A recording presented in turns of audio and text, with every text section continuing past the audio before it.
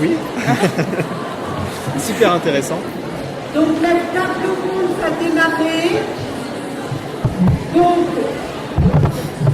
il y a donc Lynn Bocage que je ne représenterai pas puisque ça va intervenu. Nous avons Monsieur Baltenet qui est enseignant-chercheur à Lyon 2, responsable du centre de formation de Lyon, des CIEL. Nous avons Monsieur Bleckmann, qui est ici, voilà, qui est psychologue en Allemagne. Non. Ah non. Justement, non psychologue. Les conseillers d'orientation. D'accord. Conseiller d'orientation, Mesdames Ruff et Lucena, psychopédagogue. Je ne me suis pas trompée, là. Non, ça va.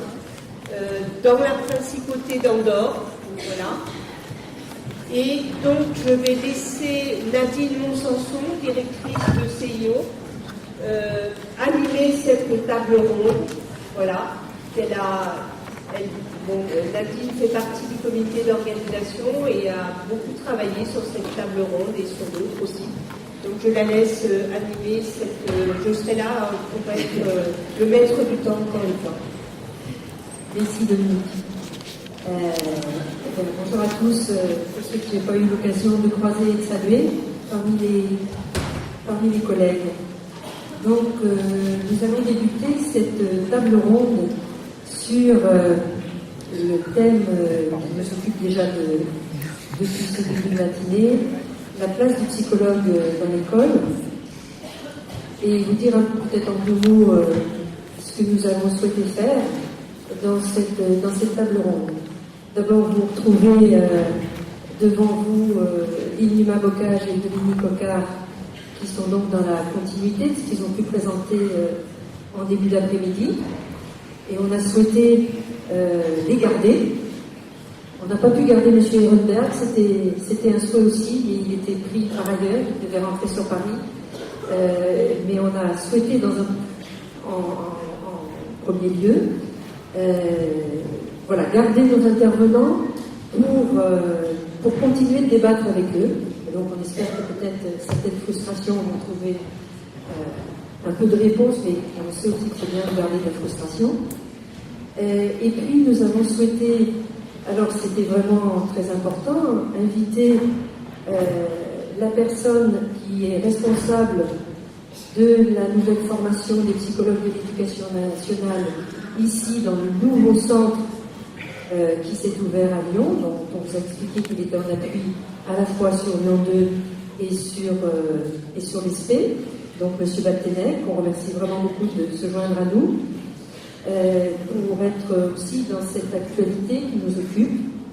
Le centre vient d'ouvrir, les stagiaires ont été accueillis, ils sont partis déjà en stage. Voilà, donc il nous dira un peu ce qu'il en est. Et puis, pour nous aider à réfléchir avec un peu de recul, nous avons sollicité des collègues et voisins. Alors, nous avons demandé à deux collègues psychopédagogues, Madame Ruff et Madame Lucena, de venir se joindre à nous. Elles viennent de la principauté d'Andorre et petit pays par la taille, voisins, pas souvent invités dans les questions européennes, et pourtant qui nous parlera de façon, je crois, très intéressante pour nous, de leur expérience dans la construction finalement de l'école andorrane qui est assez récente, et comment les psychologues ont été associés à cela. Donc on voulait une prise de recul avec nos voisins, et on a donc choisi la principauté d'Andorre, et puis un peu en contrepoint, un pays certes alors lui plus grand, plus prépondérant au sein de la communauté européenne, l'Allemagne, et qui a fait des choix, on le sait tous, un peu différents quant à la positionnement, la formation du conseil en orientation scolaire et professionnelle et de son rapport avec la psychologie. Donc voilà.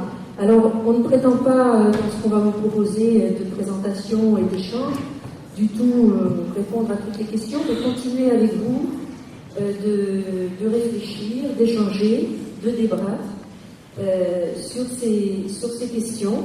Et on gardera un petit temps pour l'échange, bien sûr, avec vous.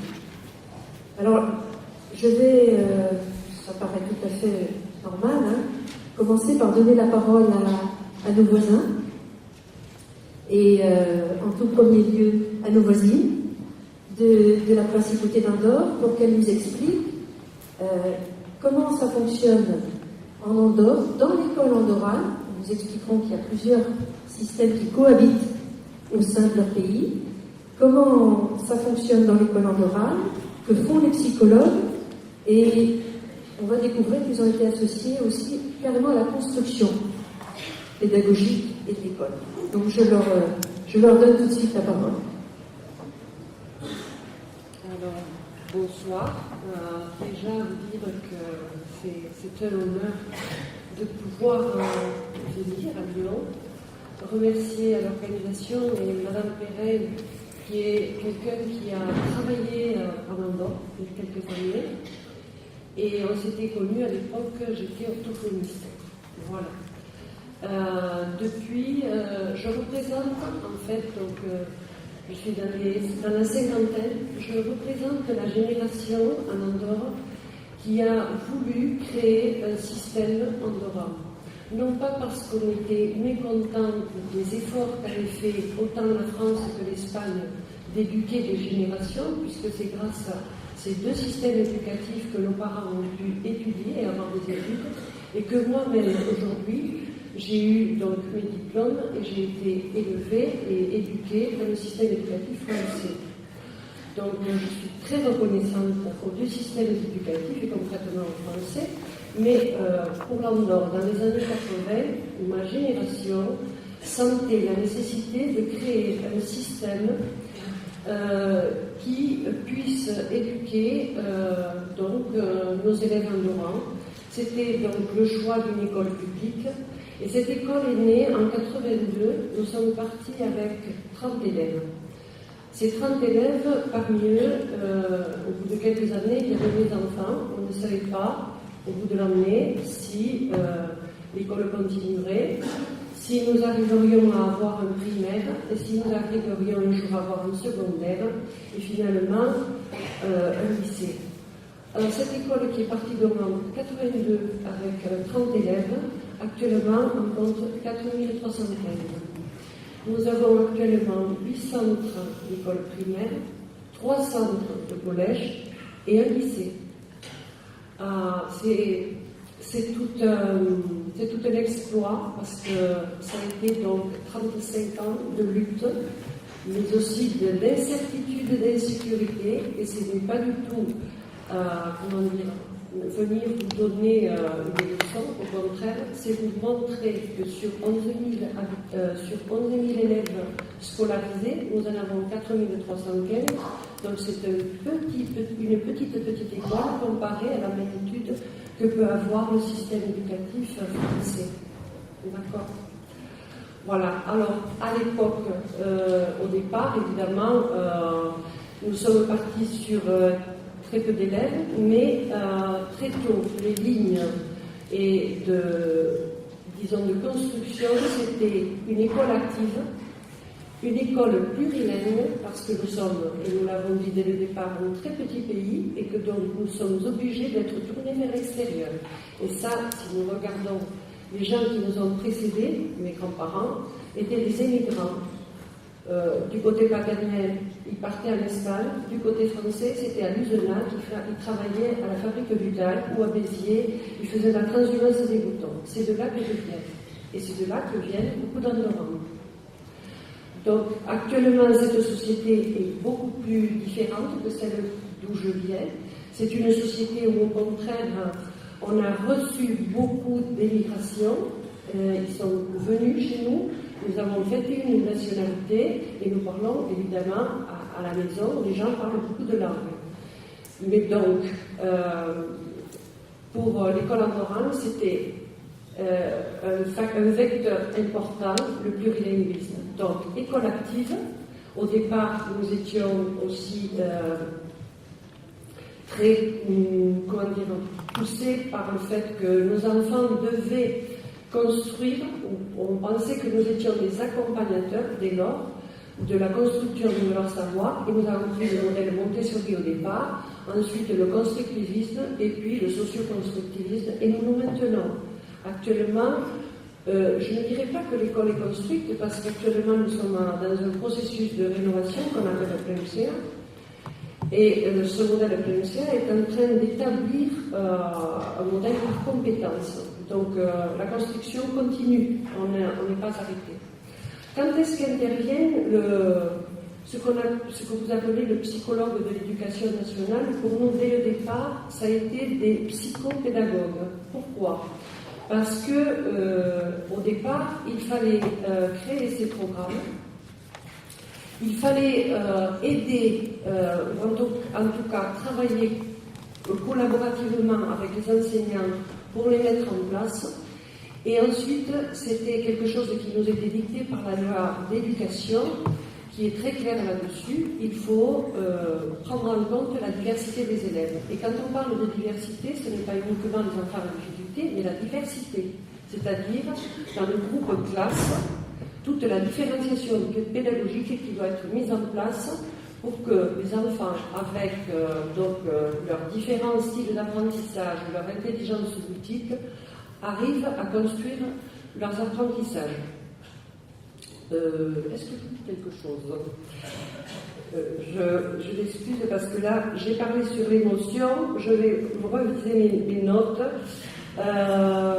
Voilà, qu'est-ce qui était important? Donc, c'est en 1998 que finalement, l'école angorane et surtout le ministère décident de formaliser le rôle du psychopédagogue, et nous avons donc 4 grands blocs de fonctions. Le premier bloc, c'est un bloc qui est destiné, et là j'ai été émue de voir votre décret parce que en fait, on a longtemps été prise, parce que je parle au féminin, on était essentiellement, on était 4 psychopédagogues, et on en a pris des originales et des... Bon, ça n'a pas été facile, mais votre décret, en fait, décrit exactement ce que nous, on a senti, on avait lu, on a travaillé, on a réfléchi, on a vu que c'était réellement ce qui plasmait ce qu'on était en train de construire et de faire. Donc, c'était accompagner les enseignants, les équipes, les chefs d'établissement à construire leur projet éducatif, ainsi qu'à concrétiser les programmes et à les mettre en place. Et donc, on était là, auprès des enseignants, auprès des équipes directives des écoles, pour les mettre en place. Dessus, nous avions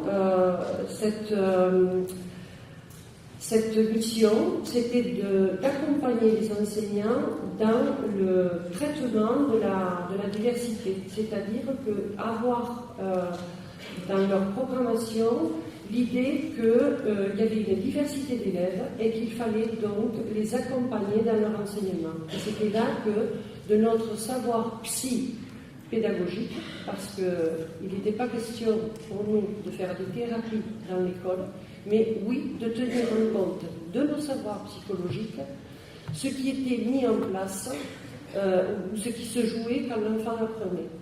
Et ça continue, parce qu'actuellement, la neuroscience est en train de nous donner beaucoup d'éléments.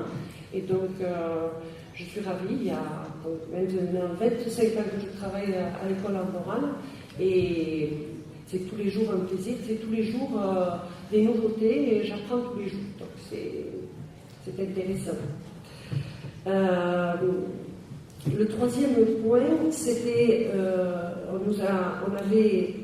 Au départ, on a eu la chance de compter sur des parents, et j'en faisais partie évidemment, qui nous ont confié ces enfants pour qu'on puisse les éduquer.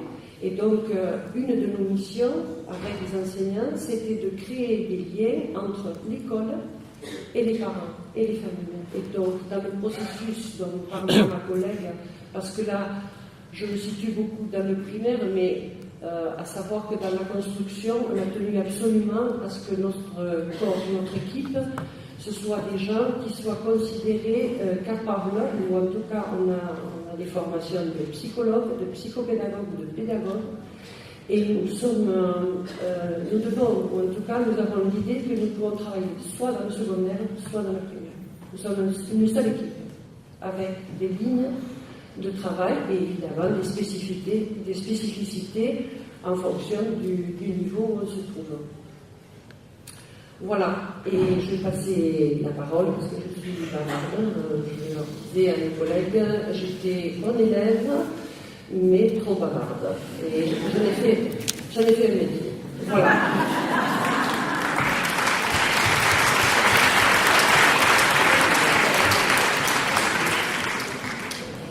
Sandra, vous voulez compléter? Oui. Donc, je vais commencer par remercier votre invitation et encore une fois personnellement à Madame Elisabeth Perrin qui était ma conseillère d'orientation et je suis là aujourd'hui et je pense que c'est grâce à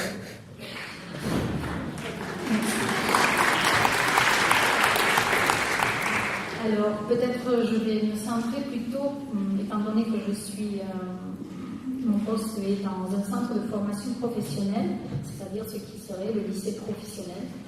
Je vais me centrer quel est le rôle du psychopédagogue, quelles sont nos fonctions. Alors, tout au cours de la scolarité, de la maternelle jusqu'au jour où ils quittent les centres, ils ont droit à un suivi psychologique s'ils ont des besoins éducatifs qui relèvent d'une adaptation, une modification de leur programme. Alors, notre intervention, qui a été déjà définie par José, mais je vous reprends un petit peu pour voir cette partie de l'orientation, de la partie du conseiller. Ça sera la programmation qui est destinée à développer, bien reprendre le développement vallonien qu'on a déjà parlé ce matin, de l'autoconnaissance et de favoriser des relations pour arriver à une prise de décision. Ce travail se fait avec le professeur principal, pour nous appelé tuteur. Revenons à l'historique du tuteur, cette personne qui accompagne l'élève. Donc chaque classe a son professeur principal avec qui il va travailler plein d'activités destinées à l'orientation scolaire, l'orientation personnelle, pour terminer avec l'orientation professionnelle. Ce travail se fait par une relation très serrée entre le psychopédagogue et ses équipes de professeurs principaux. Alors, notre partie plus d'intervention sera pour l'orientation professionnelle, où il y aura des activités ciblant l'orientation en tant qu'information, ceux qui se présentent, ceux qui pourront plus tard étudier ou ils désirent étudier, avoir toute l'information. Sachez qu'une fois ils ont terminé leur formation à l'Andorre, ils ont le choix de partir en France ou en Espagne, donc l'éventail est beaucoup plus vaste et ils doivent être bien informés. Il y aura des réunions informatives générales et plus tard on passera par la réunion informative individuelle, c'est-à-dire l'interview entre le psychopédagogue et l'élève. Et voilà, ceci est pour arriver à accompagner cet élève à sa prise de décision et son futur professionnel. Et je pense... Peut-être simplement, il faudrait que je précise que tout au long du secondaire, le travail du psychopédagogue se maintient au niveau des classes, au niveau des comment on appelle ça, des conseils de classe.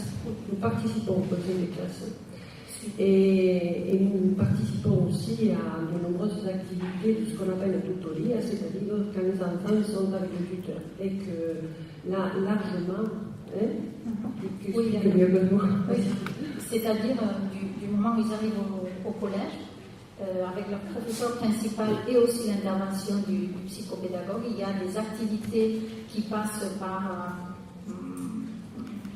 augmenter leur autoconnaissance et il y a des activités pour les deux cycles du collège pour arriver à que le lycée continue à développer leur orientation du côté scolaire, personnel et professionnel. Alors, simplement, je lui montre que nous pouvons faire ça parce que dans le secondaire, nous avons une ratio de 200 élèves. D'accord. Dans le primaire, nous avons une ratio de 400 élèves. Ça a été une lutte que nous avons eue. Je représente donc ces anciennes, j'allais dire au cœur, mais c'est vrai qu'on était considérés comme deux fly-fly à l'époque. Mais c'est vrai que nous pouvons faire ça parce que nous avons ce privilège. Et puis, je disais, c'est un privilège, mais qui a été demandé et lutté pour arriver, et vraiment faire comprendre que pour arriver à se connaître et arriver à un projet personnel et dans une prise de décision, il fallait donc accompagner dans le développement, j'insiste, ce développement qu'on ne peut pas oublier, abandonner ou croire qu'il est déjà complet. Il faut dire aussi que le gouvernement, à partir d'un moment donné, a recueilli le projet et l'a bichonné, puisque nous avons quand même ce statut et c'est ce qui nous plaît. Et puis deuxièmement, il y a quelque chose qui a été très très important, c'est qu'au départ on a voulu être éducateur, c'est-à-dire qu'on a eu très tôt des enfants handicapés dans les écoles. Actuellement nous sommes dans un mouvement d'école inclusive depuis 2000 et nous les psychopédagogues on s'est beaucoup occupés de traduire les programmes pour ces enfants. Actuellement il y en a 160 qui sont intégrés. Nous avons que 6 enfants scolarisés en école spécialisée. Ils sont répartis dans tous les systèmes éducatifs, mais je ne vous cache pas que c'est l'école Anderone qui en a le plus. Et ça, c'est, comment vous dire, c'est quelque chose dont on est très fiers parce que actuellement, nous avons des enfants évidemment avec des retards moteurs, des hypoacusiques, des aveugles, et qui nous ont fait beaucoup apprendre, et évidemment aussi tous les retards cognitifs. Et ils sont avec nous. Donc, quand je vous entendais parler, je me disais, c'est bien parce que, bon, nous on a pu faire ça parce qu'en fait c'était tout petit, mais on était finalement, on n'était pas si mal et si éloigné de ce qu'il fallait faire, puisque quand on entend de la perspective de la sociologie ou même d'un point de vue ligne, quand elle parlait, bon, c'est réconfortant, on ne s'est pas trompé. Alors, vous venez de nous présenter des choses qui envoient faire rêver quand on entend les rapports nombre d'élèves suivis par psychologue. Bien sûr, on est bien conscient, et c'est ce qu'on a voulu. On est là dans une situation qui, à l'échelle de la France, paraît quasi laboratoire. C'était bien ça aussi qu'on voulait montrer, et en plus en étant à la construction. Je vous propose d'écouter maintenant ce que Heiner Bleckmann peut nous dire. Alors, son avis étant, je dirais pas en contraste, mais en tout cas qui se situe sur une autre configuration, l'Allemagne. Donc, pour préciser, juste un peu compléter la présentation qui a été faite d'Heiner Bleckmann, il est donc ancien conseiller d'orientation.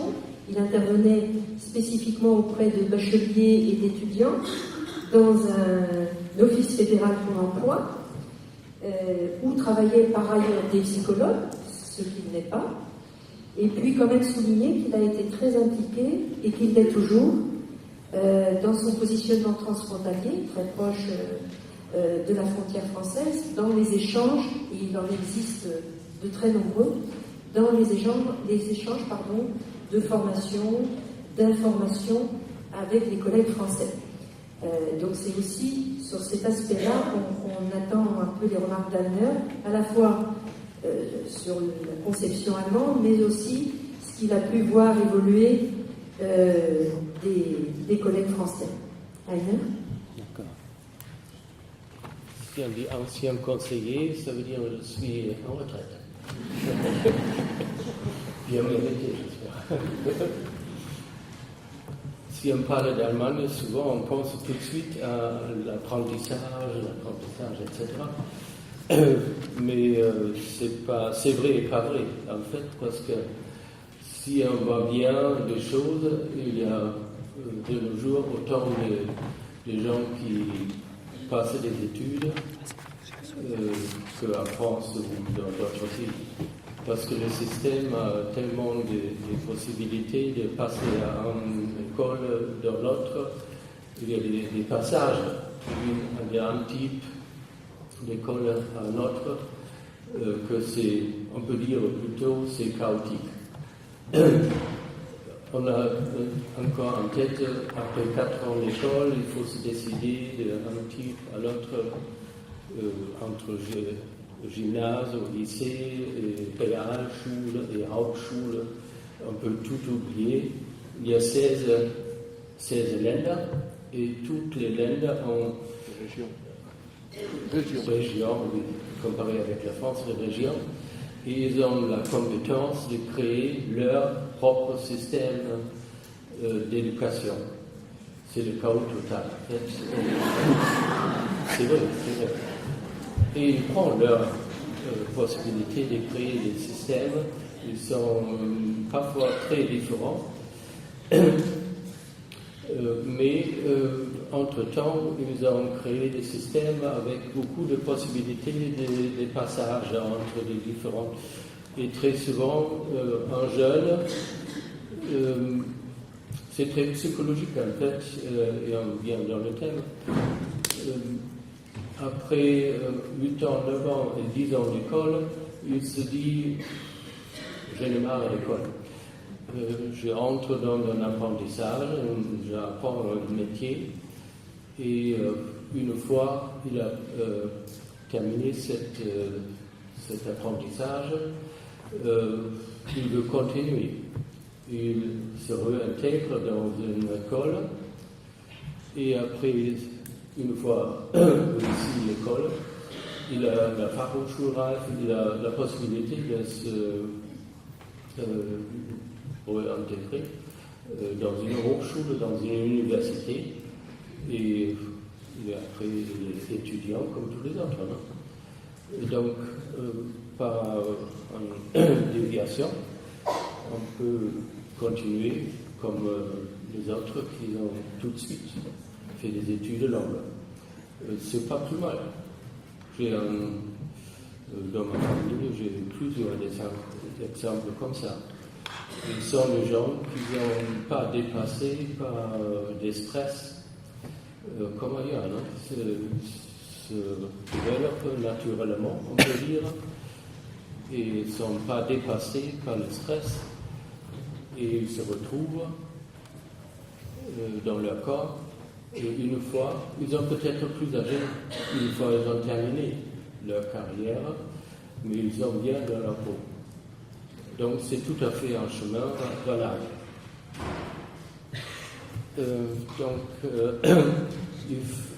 À toutes les étapes, il leur faut des conseils et on peut leur proposer de passer par nos collègues dans les agences de l'emploi. Donc là, enfin, on est dans le thème. Jusqu'à 1998, les pôles emploi ont eu le monopole pour le conseil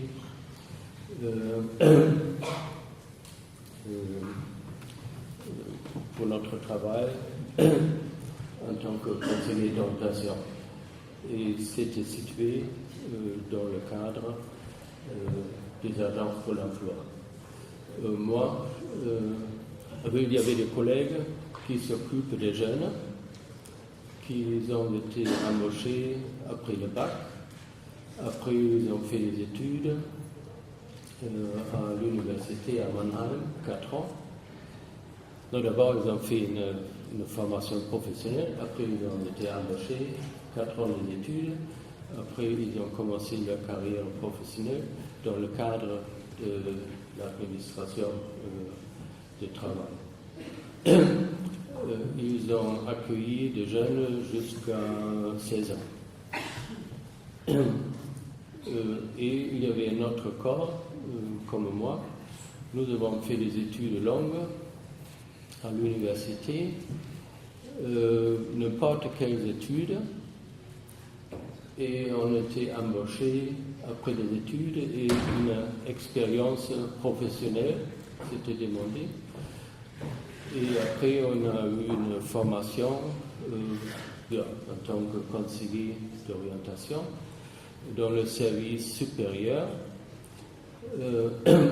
Et après seulement, on a exercé notre profession à des universités et pour les bacheliers dans les agences pour l'emploi. Moi, personnellement, j'ai fait des études en droit.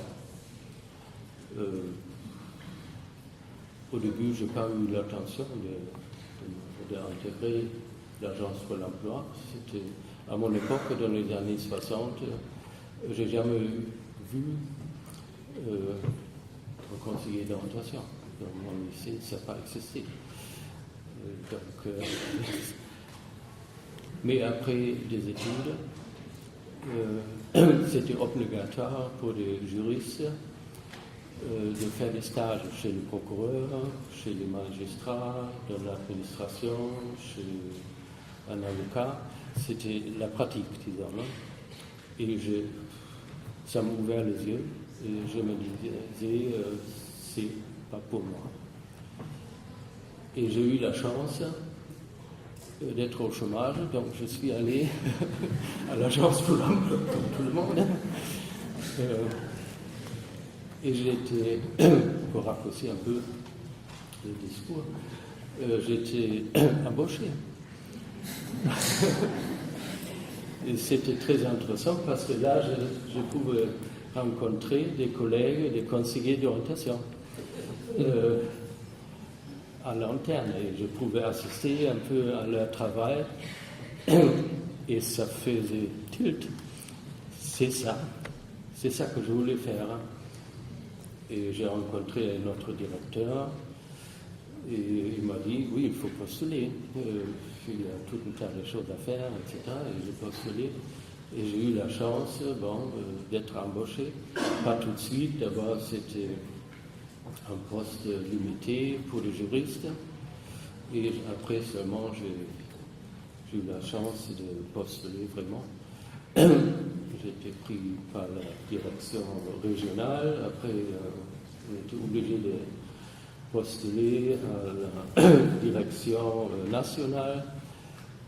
C'était toute une affaire, mais j'ai réussi. Et après, il y avait cette formation avec des études internes, etc. Mais c'était très approfondi. Et après, on a eu ce travail à des universités avec des jeunes bacheliers, des étudiants. Et pendant 12 ans, j'ai été conseiller pour des handicapés qui ont pour la plupart eu un handicap psychique. Donc des psychoses, des dépressions ou tout un tas d'autres problèmes psychiques. Alors, si je peux vous interrompre, qu'est-ce qu'on peut dire au jour d'aujourd'hui des conseillers d'orientation qui poursuivent dans l'activité que vous venez de nous décrire et qui semblent être partagés dans un espace de travail collectif avec des psychologues. Donc l'Allemagne continue de choisir 2 professionnels, un professionnel pour s'occuper des aspects psychologiques et un professionnel pour s'occuper des aspects d'orientation. Est-ce que c'est toujours les choix que fait l'Allemagne actuellement, même s'ils travaillent dans un même lieu? Oui, il y a des conseillers comme moi je le faisais, mais il y a aussi un service spécialisé. Il y a des psychologues spécialisés qui s'occupent des questions autour qu'ils ont, pas des guérisseurs, disons, mais qui s'occupent des questions psychologues. Il y a 2 services spécialisés, disons. Donc le conseil en orientation ne relève pas vraiment de la psychologie. Non. C'est plutôt psychopédagogue et avec des questions liées avec l'éducation, avec le marché du travail, etc.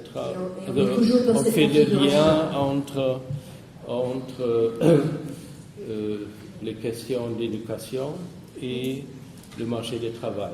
Très bien.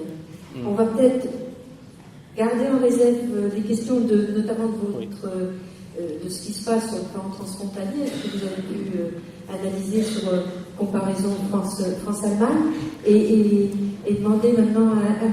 Baktenek, on reviendra donc, demander à M. Baktenek, qui est maître de conférence en psychologie et nouveau coordinateur responsable de la nouvelle formation des nouveaux psychologues de l'éducation dans le nouveau centre de Lyon. C'est ça. Donc, dites-nous un peu ce qui se passe dans toutes ces nouveautés. Je vais pas essayer d'être trop long, comme ça on aura peut-être du temps aussi pour les échanges et les questions, il y en a peut-être. Pour vous parler de ça, je suis obligé de vous parler de revenir un tout petit peu en arrière. Quand je suis arrivé à l'université Lyon 2, en fait, je suis arrivé donc il y a 4 ans, ouais, c'est ça, il y a 4 ans, et il y a un professeur un peu âgé qui était sur le point de partir à la retraite qui me dit: écoute Nicolas, faut que tu... Donc je venais d'arriver qui me dit: écoute, faut que tu t'occupes des DEPS.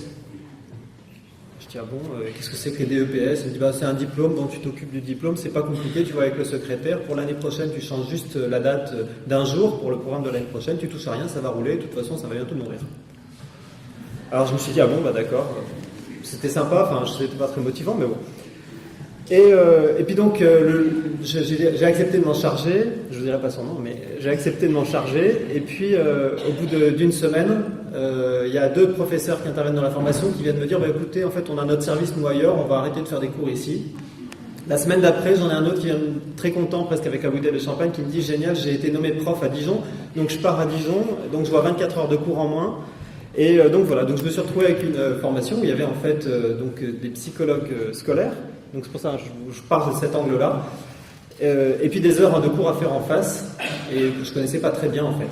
Et donc la première année, ça a été un petit peu épique, mais une promotion géniale. Ils ont été très compréhensifs, ils nous ont expliqué vraiment, ils m'ont expliqué ce que c'était que leur profession, etc. Et donc ça s'est plutôt bien passé. Et en fait, donc les heures qu'on avait, on s'est dit: tiens, on pourrait les utiliser. Donc on a vraiment un peu construit ça avec eux. On s'est dit: tiens, il y aurait besoin de quoi? Alors les familles, c'est quand même un petit peu important. Ce serait bien qu'on ait des trucs là-dessus. Et donc il se trouve qu'on aime bien la systémique à l'université dans mon équipe. On dit: tiens, on pourrait vous faire des cours sur l'accompagnement des familles, la systémique, ça serait peut-être un point intéressant. Et puis il se trouvait qu'on avait une autre collègue qui avait été recrutée en interculturalité. Là, je peux vous dire son nom. Elle s'appelle Mireille Bossuroy, avec qui on travaille. Et qui était bien intéressé par l'école, et donc on s'est dit: l'interculturalité, la question culturelle à l'école, c'est peut-être important, on a rajouté des cours, etc. Bon, je vous passe les détails, mais simplement pour vous dire qu'en 3-4 ans, comme ça, la formation avait un tout petit peu été transformée sur certains points. Et surtout, en fait, j'utilise ce mot transformé parce que je fais référence au titre de la journée, là. J'ai remarqué, en fait, que les psychologues scolaires étaient des personnes, en fait, qui avaient une année de transformation et de mutation. C'est-à-dire que vous connaissez très bien ça, bien mieux que moi sans doute, c'est des personnes qui étaient enseignants, et quand je dis qu'ils ont été enseignants, dans les textes, ils ont été enseignants pendant 3 ans, pour ensuite être titulaires d'une licence de psychologie, et ensuite faire une année de formation et devenir psychologue scolaire. Et ils ont le titre de psychologue de cette manière-là. Sauf que, en fait, dans la réalité, on était aussi chargé du recrutement à l'université. Vous avez des personnes qui avaient fait une licence de psycho dans les années 60, qui avaient fait 20 ou 30 ans d'enseignement, et puis qui disent à un moment donné: tiens, j'aimerais bien changer un peu, devenir psychologue, etc. Donc il y a vraiment des personnes qui étaient très motivées, mais qui ont vraiment une mutation. Vous imaginez, vous avez travaillé pendant 20 ans comme enseignant, et puis vous devenez psychologue en 1 an. C'est une transformation, une mutation, un peu comme un corps adolescent, là. Donc il y a un changement, quoi. Donc on a aperçu ça, c'était vraiment intéressant de travailler ce point-là avec eux. Et puis alors ensuite en 2016, j'accélère un tout petit peu, mais ensuite en 2016, j'ai été invité en fait à Paris par une personne qui s'appelle Jean-Pierre Bélier, qui m'a dit: faut venir à Paris, vous êtes un centre d'EPS, en fait on va vous expliquer, il va y avoir maintenant les psychologues de l'éducation nationale, et ça va être un regroupement d'un corps commun avec deux spécialités, ceux comme vous, et puis d'autres, les COP, encore autre chose.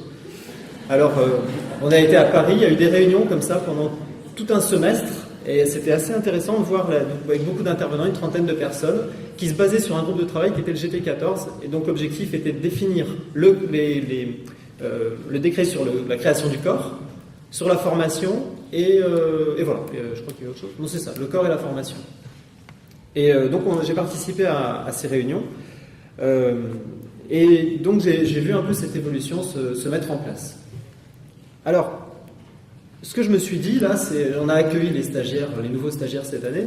Je me suis dit que l'éducation nationale va avoir un vrai gros changement quand même, surtout par rapport aux anciens psychologues scolaires, parce que je pense que ça va être des animaux très différents qui vont rentrer dans la maison.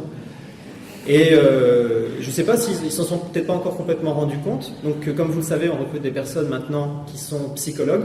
Et ça me permet d'aborder le deuxième point que je voulais vous dire pour vous parler plus directement de la formation des psychos de l'éducation nationale, la nouvelle formation.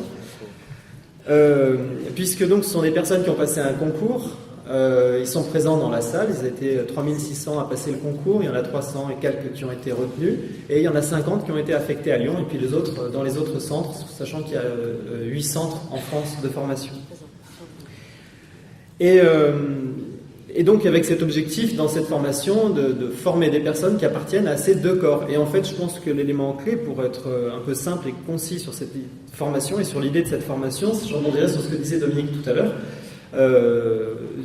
Vous disiez que la culture, c'est ce qui rapproche les individus, donc on doit rapprocher deux corps qui sont quand même assez différents, et je pense que la formation aujourd'hui a pour objectif d'essayer de mettre en place une culture commune pour des personnes qui sont très différentes. Par exemple, dans les personnes qui sont en formation cette année à Lyon, on a une personne, je vais vous donner 3 exemples comme ça. On a une personne qui vient du domaine plutôt des neurosciences, psychologie cognitive, neurosciences, une personne qui vient de la gérontologie, puis on a d'autres personnes qui viennent de la psychopathologie clinique, plutôt d'orientation psychanalytique. Vous imaginez donc que ça fait des panels très différents. Sur 50 personnes, on a autant de profils que de personnes presque. Et donc il faut arriver à donner une culture commune à toutes ces personnes-là.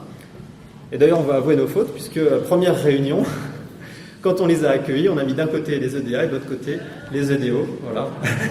Donc on s'est trompé en fait, parce que pour la culture commune, c'était pas l'idéal. Mais donc voilà, l'idée un peu de la formation, c'est d'arriver à instaurer cette idée-là.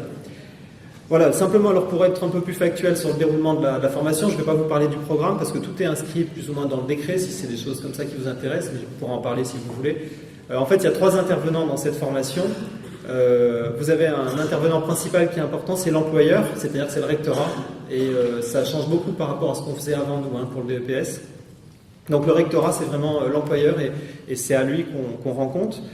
Et vous avez ensuite 2 autres intervenants, l'Institut de psychologie et l'ESP, avec chacun des missions spécifiques. L'Institut de psychologie plutôt donner un bagage commun en ce qui concerne la psychologie, et l'ESP donner plutôt un bagage commun en ce qui concerne la culture, éducation nationale, qu'est-ce que c'est que une école, un inspecteur, etc., etc.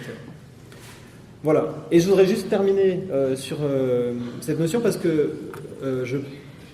en fait, je reprends sur l'exemple des psychoscolaires, ce sont des personnes qui étaient, j'espère que je vais blesser personne, mais qui étaient considérées parfois comme des psychos un peu moins psychos que les autres. Parce qu'en fait, ils avaient 3 ans, ils avaient une licence, ils avaient 1 année d'études et ils avaient le titre de psychologue. Et d'autres à côté disaient, non mais attends, moi j'ai un master, j'ai fait 2 ans quand même, bon, voilà. Alors qu'en fait, vu que je me suis occupé de la formation pendant 1 an, je peux vous dire qu'ils avaient vraiment une super bonne formation. Je ne vais pas me lancer des fleurs, mais voilà.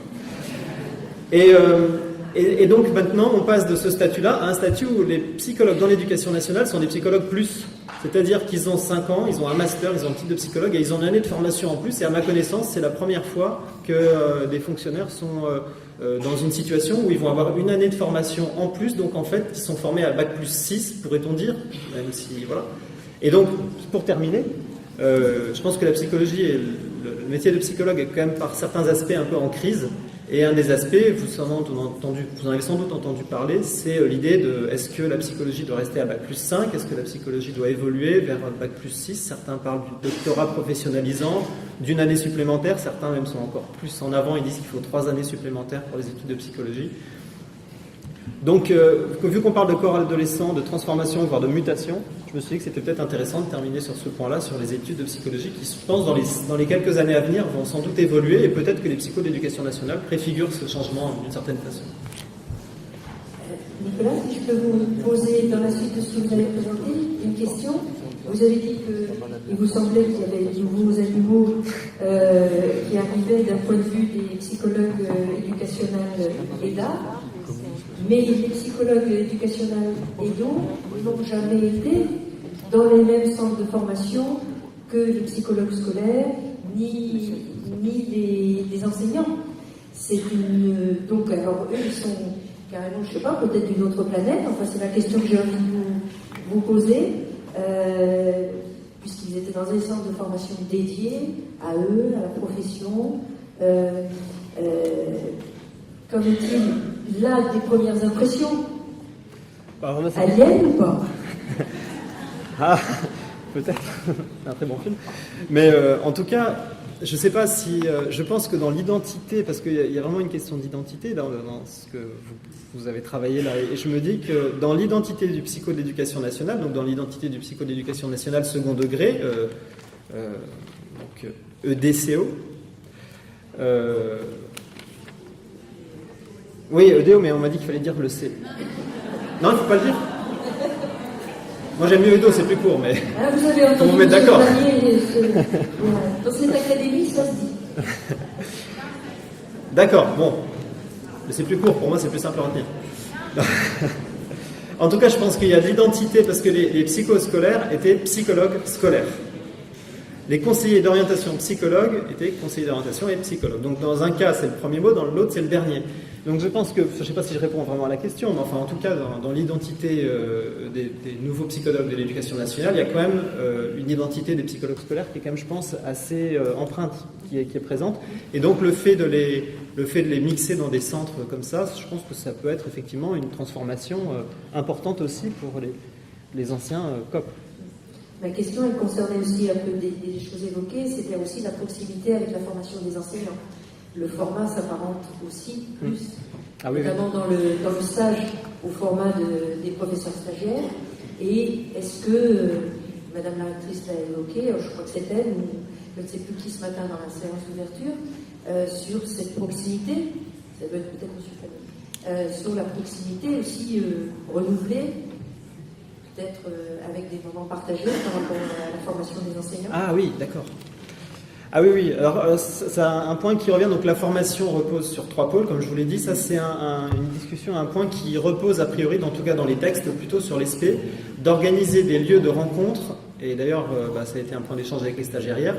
D'organiser un point de rencontre entre les enseignants, les CPE et les psychologues de l'éducation nationale, puisque l'ESP est l'endroit où ils peuvent se rencontrer dans le cadre de la formation. Donc, ça se met en place. Cette année, c'est pas encore parfait. Mais ça se met en place. Il faut savoir quand même que le décret a été publié, donc c'est une vérité, enfin, il a été publié au 31 août, et que les textes en fait pour la formation, parce qu'on s'est mis à travailler, le groupe de travail qui était constitué d'inspecteurs, d'enseignants-chercheurs de l'université, de membres de l'ESP, de psychologues scolaires et de COP. Ce groupe de travail s'est mis au travail pour la formation au mois de janvier, très tôt au mois de janvier. Et en fait, pendant très longtemps, on attendait quand même, dans la préparation du programme, un texte un peu plus officiel, puisqu'on s'est basé sur le texte du GT14, qui avait été publié avant, mais dont on nous disait, attention, il va peut-être être un peu modifié par la publication du décret. Donc, on a toujours été un petit peu dans un flou comme ça, sans savoir si ce texte était celui sur lequel il fallait se baser, ou si c'était un texte duquel on pouvait s'affranchir un petit peu. Voilà. Donc ça, c'est typiquement les parties qui reviennent plutôt à l'ESP, en tout cas pour lesquelles l'ESP a la compétence... a une bonne compétence pour ça, et puis il y a les personnes en présence. Merci. Alors, le temps avance, notre gardien du temps me fait signe. Je vais me permettre du coup d'interroger nos 2 conférenciers sur une question peut-être un petit peu plus ciblée. Là, je déroge un petit peu à ce qu'on s'était dit en préparation, mais je vais demander à Dominique s'il veut bien nous donner son sentiment. Alors, je m'adresse à lui à la fois par rapport à l'aspect historique qu'il a commencé à développer, mais aussi parce qu'il fait partie de ces transfrontaliers qui travaillent avec Alger, ou qui ont eu l'occasion de travailler, en tout cas en proximité. Est-ce là le positionnement du conseil en orientation, de l'orientation scolaire et professionnelle avec la psychologie. Qu'est-ce que tu pourrais nous en dire? Oui, je vais essayer d'en dire quelque chose. Vous savez, les conseillers d'orientation psychologue, on vient de loin quand même. Je me suis noté cette petite expression-là par rapport aux décideurs publics, par rapport aux autorités académiques. Je me disais, en pensant à Lénine, que la maladie infantile de l'orientation, pour eux, ça a longtemps été la psychologie.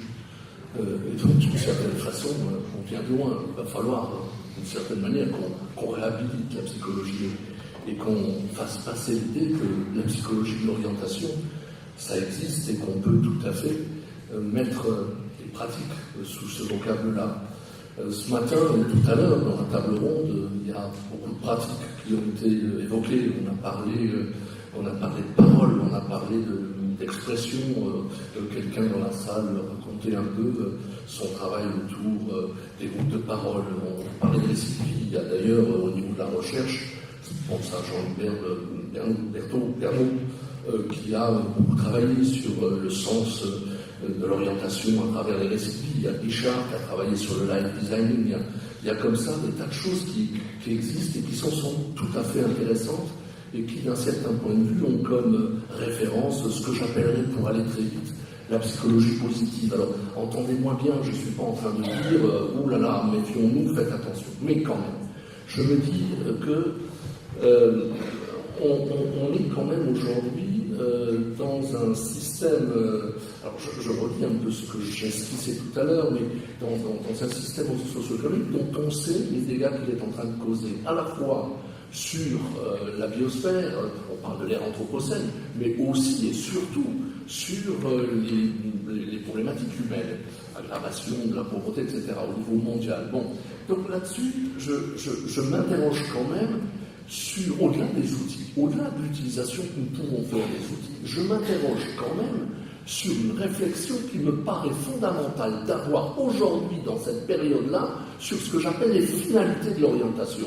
Alors, c'est vrai que dans l'histoire, je n'ai pas eu l'occasion de vous le démontrer, mais il y a une période où, effectivement, et de manière très vive, il y a eu des débats très forts sur les finalités de l'orientation. À quoi ça sert et pour quel modèle sociétal?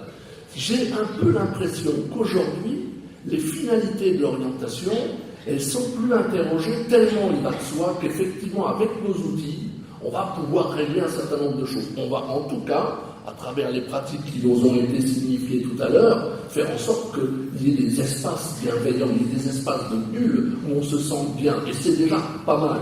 Mais quand même, je me pose une question éthique, au fond.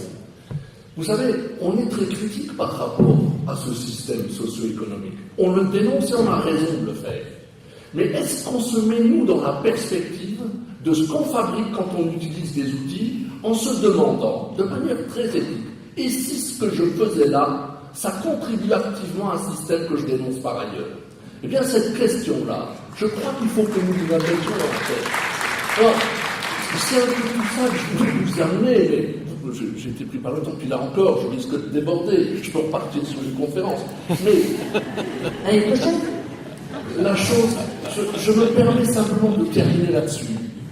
Vous savez, sur les pratiques, parce que ça vous paraît sans doute être un peu des abstractions, ce que je dis là, j'en profite pour dire que la compétence d'un psychologue, c'est son haut niveau de formation, c'est sa culture, et peut-être bien sa culture politique. Ça, c'est peut-être aussi important de le spécifier. Mais ce que je me dis au plan des pratiques, est-ce que ce ne serait pas intéressant d'intégrer dans des dialogues, dans des stratégies d'intervention, quelque chose qui permette aux citoyens en formation d'intégrer l'idée qu'il va participer à un monde qui, quand même, doit être vivable, puisqu'au rythme où nous allons, dans 400 ans, c'est plus vivable. Et donc, qu'est-ce qu'on apporte aujourd'hui aux jeunes générations qui vont leur permettre de se décaler un petit peu par rapport aux exigences de croissance et de productivité qu'on leur demande d'acquérir? Ça, c'est une question. C'est simple au niveau pratique. On peut créer des outils, on peut créer des dispositifs qui permettent effectivement d'intégrer quelque chose de l'ordre d'une construction citoyenne. Ça, c'est la question qu'on doit se poser avant même d'utiliser des outils. Et j'ai quand même un peu de réticence sur cette espèce d'engouement identitaire, parce qu'il faut être psychologue, par rapport à tous les outils, à toutes les techniques qui se développent avant même de s'interroger sur les finalités de l'orientation, avant même de s'interroger sur ce à quoi je contribue, des fois que je contribue au pire de nos réponses.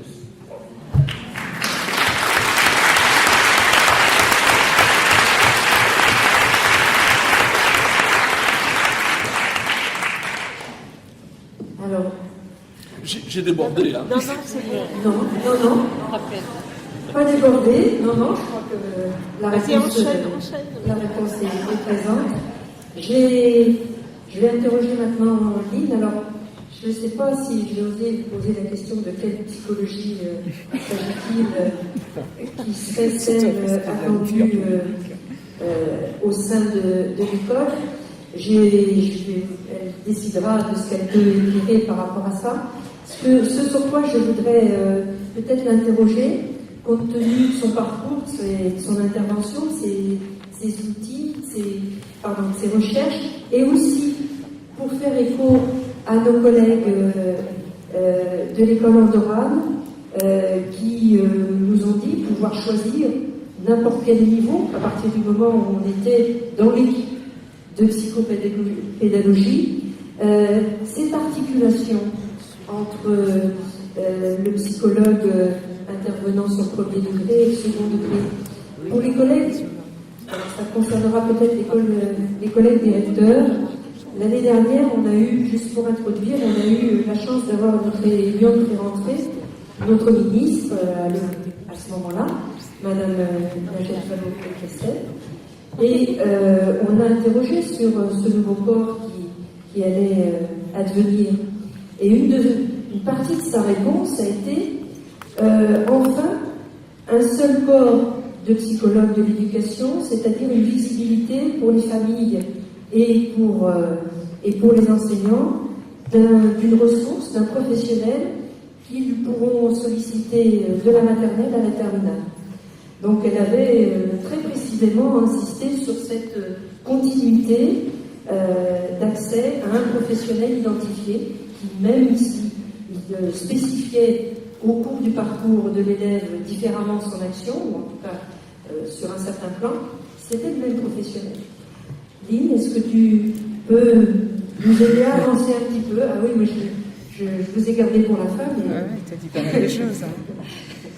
Un petit peu sur ces questions d'articulation. Alors nous, c'est pas encore gagné qu'on puisse passer de l'un à l'autre. Il faut quand même opter au moment du concours, mais c'est quand même en discussion.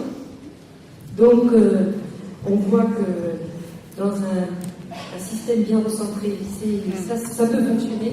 Qu'en penses-tu? Et en tout cas par rapport aux élèves et à la réussite. Oui, alors ce que j'en pense, c'est un peu ce que je vais dire. Et quand tout à l'heure nous avons entendu la présentation du système de psychopédagogie qui existe à Andorre, en fait, moi ce que j'ai retenu, c'est le travail collaboratif qui est construit dans l'intérêt des élèves, quel que soit leur âge. Et en faisant le lien avec notre nouveau décret et puis ce qu'il nous offre, je repense en fait, et Dominique, indépendamment de la psychologie de l'orientation dont tu viens de parler, là je ne dis rien là-dessus pour l'instant, mais il y a... tu avais parlé du plan Langevin-Wallon, et il me semble que nous sommes à une nouvelle étape en fait de la réalisation de ce plan, qui n'a jamais été réalisé dans son entièreté, mais qu'on voit par petites touches comme ça revenir. Et je pense pour l'année 2016, en fait, 2017, c'est le cycle 3, en fait, qui s'inscrit dans le projet, en fait, du plan Langevin-Wallon, mais qui amène à articuler complètement le primaire et le secondaire, puisque les élèves, en fait, changent de cycle après la 6e maintenant. Il me semble que, et j'avais un peu pensé à ça dans cette préparation de quelle forme de psychologie finalement de l'éducation on peut supposer, qu'on a là un lieu où cette collaboration, ce travail collaboratif, un peu comme dans la principauté d'Andorre, peut se mettre en œuvre, où le psychologue de l'éducation nationale, alors c'est EDA, c'est ça, pour aller vite, et le psychologue de l'éducation nationale du secondaire, ils sont presque obligés de se retrouver, en quelque sorte, d'une manière ou d'une autre. Donc, il me semble que dans cette obligation qu'on a maintenant, on a un espace, on a un lieu où vont se créer des choses nouvelles. Alors moi, je suis, c'est peut-être ma nature, mais je crois que quand les gens sont ensemble, en ayant un objectif commun, qui reste finalement la réussite des élèves, on peut arriver à construire des choses. Alors, je ne sais pas quoi, et puis finalement, je me retrouve dans ce qu'on disait quand j'étais conseillère d'orientation psychologue. Tu vas former, tu vas les aider plutôt, ces élèves, dans leur parcours d'orientation, mais la question du projet se posait déjà à l'époque. Qu'est-ce que c'est qu'être en projet, se mettre en projet pourquoi? Et parce que nous ne savons pas ce que sera le monde économique dans 5 ans. Voilà ce que j'entendais à cette époque. Alors j'ai l'impression que c'est encore plus important maintenant, cette réalité. Et que par contre, aider au développement personnel de la personne, c'est aussi l'aider à pouvoir faire face à cet avenir qu'on ne connaît pas très bien nous-mêmes. Et que c'est peut-être là que se jouent des éléments de cette psychologie de l'éducation. Et c'est pas une seule psychologie. Je réponds quand même à la question de ce matin. Et le travail collaboratif, au sens de co-élaboration, vraiment, permet d'articuler les compétences professionnelles, les spécificités des différents psychologues qui peuvent interagir dans ce corps de psychologues de l'éducation. Voilà, je ne sais pas si... C'est un peu ce que je vois maintenant. Bien. Alors, dans nos rêves, on avait pensé qu'on allait pouvoir faire un tour et re-questionner les collègues. On a aussi, dans la présentation, c'est essentiel de pouvoir vous donner la parole. Je propose donc, si tout le monde en est d'accord, compte tenu du temps, malheureusement, la réalité qui est à prendre en compte, toujours, on le sait, dans les projets. Peut-être s'appuyer sur des questions ou des remarques ou des interpellations que vous souhaiteriez faire. On a bien conscience là que d'avoir été simplement à l'introduction de la thématique qu'on évoquait. Mais avant que de conclure, certains d'entre vous veulent-ils réagir? Et quand je dis réagir, ça peut être aussi en incluant des choses qui se sont dites un peu plus tôt dans la journée.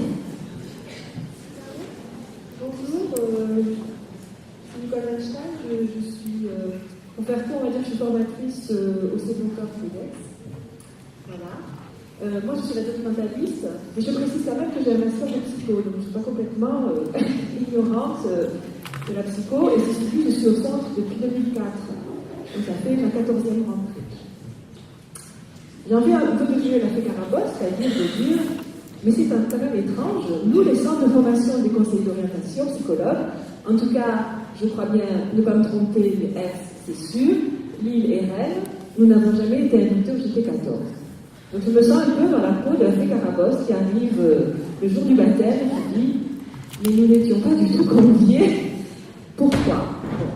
Ceci dit, passer des questions de susceptibilité, ou en tout cas, ça m'interroge quand même sur la place des conseillers d'orientation psychologue, des formateurs des conseillers d'orientation psychologue dans l'élaboration de la nouvelle formation des psychologues de l'éducation nationale. Donc, je ne sais pas, peut-être que Paris est inclus, mais voilà. Rennes, Lille et Aix, pas du tout. Bon, ceci dit, je peux vous dire que ce n'est pas gagné, en tout cas, pour la formation, cette 6e année des psychologues de l'éducation nationale, parce que nous, ce que nous vivons quand même, il faut quand même en témoigner, c'est une forte...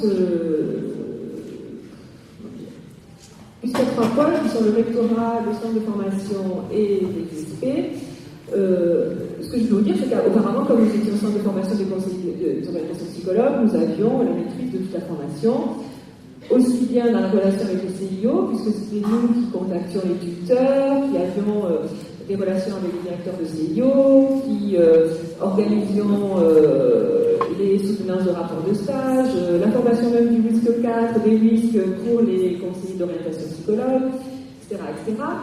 Donc nous étions au centre de ressources aussi pour les tests, pour la testothèque, voilà. Et avec cette nouvelle formation, en tout cas, les stages ne sont plus du tout de notre ressort, c'est le rectorat qui décide maintenant où les stagiaires vont faire leur... et qui sera tuteur. Il est aussi question d'une rémunération qui est de 1 200 €. Alors il s'agit bien de savoir à qui on va donner cette rémunération, et pas à n'importe qui. Ceci dit en passant. Ensuite, l'ESP a une volonté très forte de récupérer cette formation pour des considérations XY, notamment au principe que tout ce qui ressort de l'éducation nationale doit être formé dans cette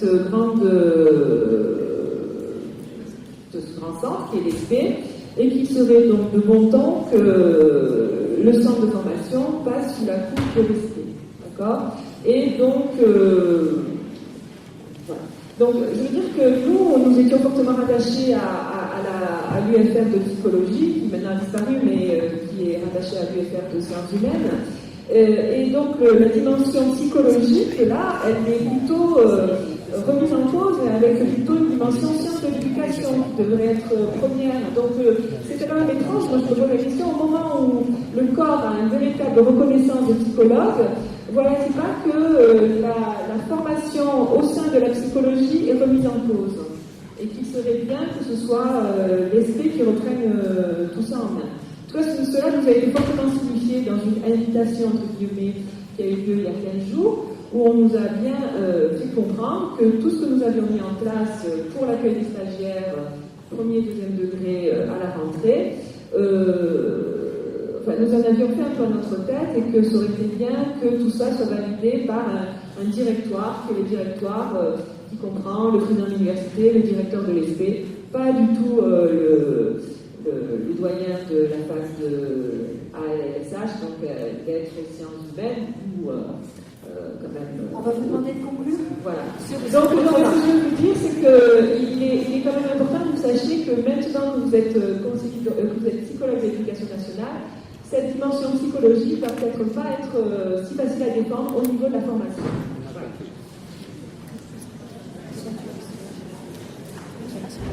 Y a-t-il une autre?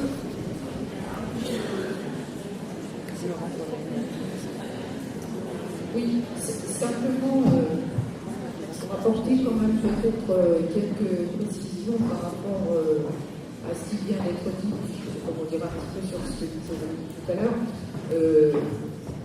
Je pense que là, c'est clair que la formation se met en place dans des conditions qui ne sont pas les meilleures.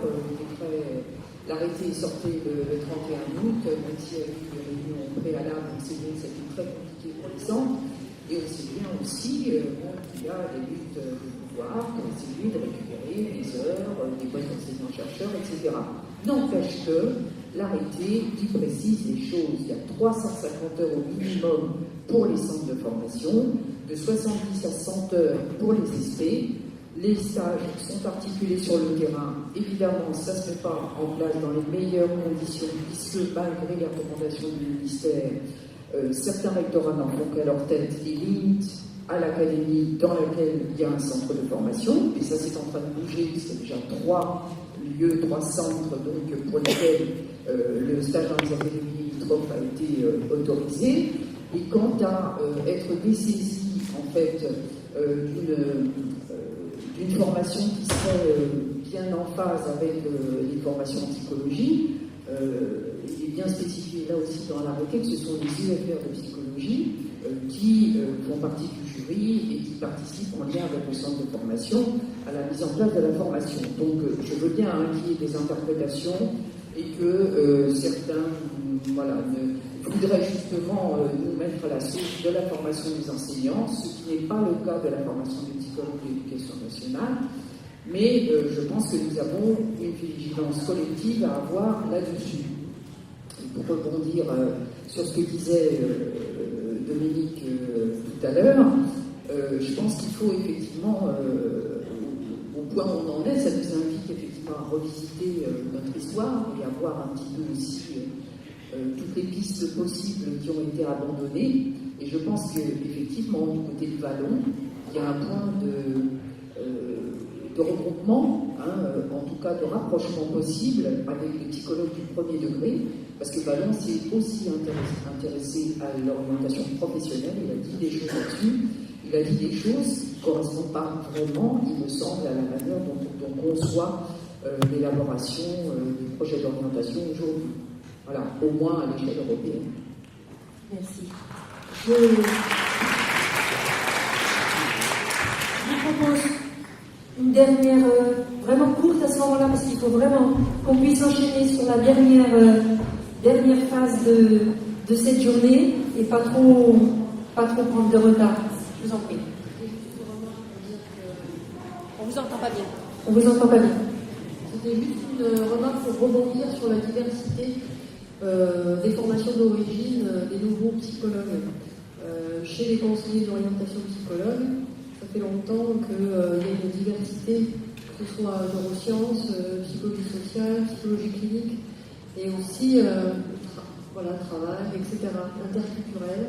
Et aussi, juste rajouter que ça fait longtemps aussi que dans la formation des COPSI qui durait 2 ans, il y avait des gens qui étaient déjà détenteurs d'un DESS. Donc ils sortaient avec un bac plus 7. Et c'est pas anecdotique dans nos rangs. Si on questionne un enseignant, on va voir qu'on est, j'en fais partie évidemment, on va voir qu'on est assez nombreux à être dans cette situation. Et depuis longtemps. Est-ce que je peux poser une question? Allez-y. Alors, vous avez tout à l'heure, vous avez posé une question à M. Oka concernant le transfrontalier. Et je trouve qu'il ne nous a pas répondu. Et peut-être M. Beckman pourrait dire aussi, si on a le temps. Est-ce que finalement, dans l'orientation, on a besoin de psychologie ou pas? C'est juste la différence que vous opposez là. C'est la différence entre l'Allemagne et la France, et finalement les choses se font quand même différemment. Et la finalité, ça interroge aussi les finalités. La question que soulevait M. Oka, qu'est-ce qu'on fait avec la psychologie dans l'orientation? Puisque les Allemands, apparemment, ils n'en ont pas besoin. Alors, si vous le permettez, je vais laisser cette question en suspens, parce que, surtout si vous la posez à Dominique Oka, parce que sans ça, on ne va pas s'en sortir, mais sachant que Dominique peut être